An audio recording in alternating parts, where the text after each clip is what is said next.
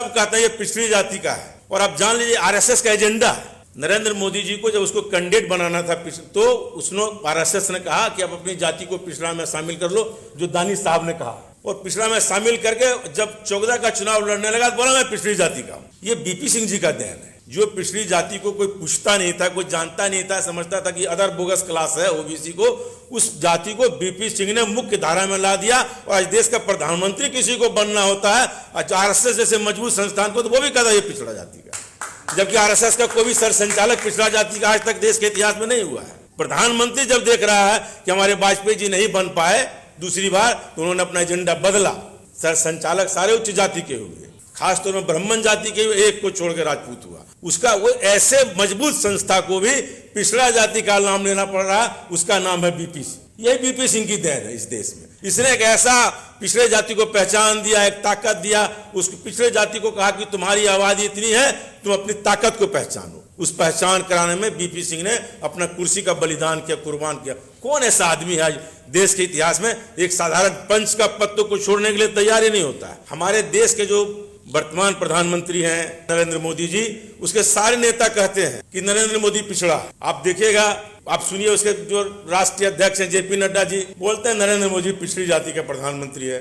उसके गृह मंत्री बोलते हैं ये पहला पिछड़ा प्रधानमंत्री। क्या बोलते हैं, हमको कोई बोलेगा कि अगला आपको एमपी का टिकट नहीं देंगे, फलाना समझौता कर तुरंत तैयार हो जाएंगे। लेकिन वीपी सिंह जी एक ऐसी शख्सियत थी इस देश में जिन्होंने प्रधानमंत्री की कुर्सी का परवाह नहीं किया और मंडल कमीशन को लागू करके इस देश के पिछड़ों को ताकत दिया कि तुम्हारी ये ताकत। और आज जो हमारा तथाकथित पिछड़ा प्रधानमंत्री है, उसका क्या काम है? वो सिर्फ पिछड़ों के विपक्ष का काम करता है। एक भी काम इस 9 साल में पिछड़ी जाति के लिए इस प्रधानमंत्री ने नहीं किया है, क्योंकि उसको तो सिर्फ आरएसएस के एजेंडा को लागू करना है। पिछड़ा का कोई काम उनको नहीं करना। और सारी नौकरियां जो पिछड़े जाति की है उसको सबको प्राइवेट में दिया जा रहा है। सारी नौकरियों का जो चाहे वो सबसे बड़ी संस्थान जो रेलवे नौकरी देने वाली है, उस संस्थान में तो सिर्फ कॉन्ट्रैक्ट पर बहाली हो रहा है। कंप्लीट रूप से जितने कॉन्ट्रैक्ट पर बहाली हो रहा है वो, और उससे किसको नुकसान हो रहा है? जो पिछड़ी जाति के लोग काम करते थे, उनको जिस काम के लिए सरकारी नौकरी में रहते 50,000 रुपये मिलते थे, आज 10,000 में करना पड़ रहा है। ये तो सिर्फ पूंजीपति का काम कर रहा है। हमारे लोगों ने कहा कि अब्राहम लिंकन ने काम किया था श्वेतों के लिए। अब्राहम लिंकन की परिभाषा भी थी। मोदी जी के जमाने में क्या है, democracy of the capitalist, for the capitalist and by the capitalist. ये सिर्फ पूंजीपतियों के लिए काम करते हैं। कहते हैं कि पिछड़ा जाति के हैं, लेकिन काम पूंजीपतियों का करते हैं। एक भी यदि जो पिछड़ा जाति का लोग सरकारी नौकरी में रह के 50,000 रुपया तनख्वाह पा रहा था, प्राइवेट नौकरी में उसको 10,000 मिल रहा है, ये किसका नुकसान कर रहे हैं? ये तो कोई काम अपने जो इतने 9 साल के शासनकाल में ये उदाहरण नहीं बता सकते कि हमने पिछड़ा जाति के लिए कोई काम किया। ये बोलते हैं कि हमने पिछड़ा वर्ग आयोग बनाया। अरे भाई, पिछड़ा वर्ग आयोग क्या बनाया? वो कोई काम का है ही नहीं। जब नौकरी बचेगी नहीं, सारी नौकरियां प्राइवेट में चली जाएगी, तो पिछड़ा वर्ग आयोग किसका जांच करेगा? नौकरी तो रहने दीजिए सरकारी। आप जो बड़े बड़े संस्थान है ये कहते हैं कि यूपीएससी में भी हम डायरेक्ट बहाली कर लेंगे। अब आप समझ लीजिए कहाँ आप जाइएगा। हम लोग तो कहते थे यूपीएससी एक ऐसी संस्थान है जिसका नौकरी परीक्षा पास करके ही लिया जा सकता है। कहता कोई आवश्यकता नहीं परीक्षा पास करने का, हम लगेगा कि ये टैलेंटेड है, हम उसको ज्वाइंट सेक्रेटरी बना देंगे। ये तो इनका है कि सारे जितने भी संवैधानिक संस्थाएं हैं उसको ध्वस्त करने पर तुले हुए हैं। जितनी भी पॉलिटिकल पार्टियां उसको ध्वस्त करने पर तुले। उसके साथ ही साथ और भी है, जो पिछड़े वर्ग के नेता है उसी के यहाँ ईडी का रेट पड़ेगा, उसी के यहाँ इनकम टैक्स का रेट पड़ेगा, चाहे वो कोई भी हो। आप लालू यादव से उठा के छगन भुजबल तक को ले लीजिए, सारे जितने पिछड़े वर्ग के इस देश में नेता है सबको जेल में डालने का। किसी अगले जाति के नेता को जेल में डालता है क्यों? क्योंकि उसको आरएसएस उस दिन गद्दी से हटा देगा। वो तो आरएसएस का कठपुतली प्रधानमंत्री है। आरएसएस आज बोलेगा गेट डाउन, कल गेट डाउन। जितने भी अधिकारी हमारे पिछड़े जाति के सब पर जांच बैठवाता है। जितने भी अधिकारी, जितने हमारे मंत्री, नेता, एमएलए, एमपी सब पिछड़े जाति के, सब पर छापा मरवाता है। आपको कोई संपत्ति रहेगी नहीं, इनकम टैक्स का छापा सवेरे पड़ जाएगा।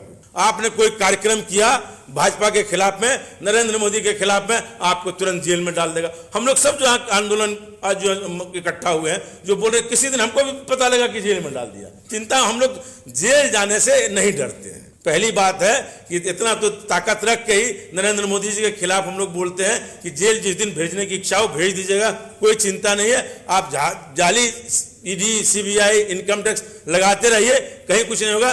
क्या हुआ? भुजबल साहब पर लगाया, सीधे बरी हो गए। इसलिए इन पर लगाया कि पिछले जाति के थे। लालू यादव के ऊपर क्या घोटाला कार हो, मात्र 900 करोड़ का, वो भी 20 साल में। इतना मुकदमा डाल दिया, क्योंकि जो लोग भी आर्यन सोसाइटी के लोगों का विरोध करेगा, जो लोग भी आरएसएस का खिलाफ करेगा इस देश में, उसको निश्चित तौर पर झूठे मुकदमों में फंसा के जेल में बंद करने का यही काम है सरकार का। और बहुत सारे आपने देख ही रहा होगा, सबसे दुर्भाग्य क्या है नॉर्थ इंडिया का।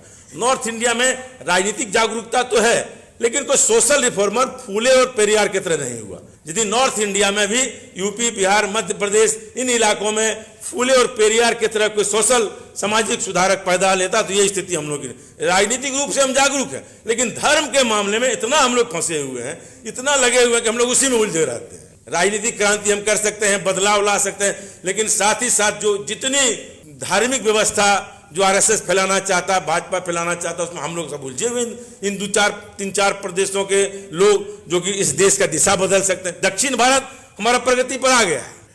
जब जब भी सरकारें बनती है इस देश में भारतीय जनता पार्टी की, जब उत्तर प्रदेश, बिहार, मध्य प्रदेश, झारखंड, इन प्रदेशों से पश्चिम बंगाल, इसका जब वो एमपी जीतता तभी वोट बना पाते हैं। इसके पहले वो 200 पर जाते हैं, लेकिन अब देखिएगा जब 272 हुआ या 300 हुआ तो उसमें बिहार, यूपी, मध्य प्रदेश का योगदान है। और जब कुछ देने की बारी आती है, ये पूरा ये ईस्टर्न इंडिया और नॉर्थ इंडिया को कहाँ सब गुजरात ले जाते हैं, कहाँ महाराष्ट्र ले जाएंगे, सारा चीज। और अब तो महाराष्ट्र को भी बात करके सब गुजरात ले गए। अब तो महाराष्ट्र के लोग भी आंदोलन कर रहे हैं कि सब अब गुजरात ले गए। ये साजिश है। ये सिर्फ पूंजीपतियों का काम करना चाहता है। ये सिर्फ तथाकथित पिछड़ा है, घोर पिछड़ा विरोधी। ऐसा पिछड़ा विरोधी प्रधानमंत्री हो नहीं सकता है। यदि बीपी सिंह जी आज जीवित रहते, निश्चित तौर पर जो बुलडोजर चल रहा है सारे दलितों, पिछड़ों, मुसलमानों पर, जहां जहां उनकी राज्य सरकारें हैं, निश्चित तौर पर वो खड़ा होते। इसलिए हम लोग बीपी सिंह के प्रति श्रद्धा रखते हैं। क्यों कोई श्रद्धा रखेगा?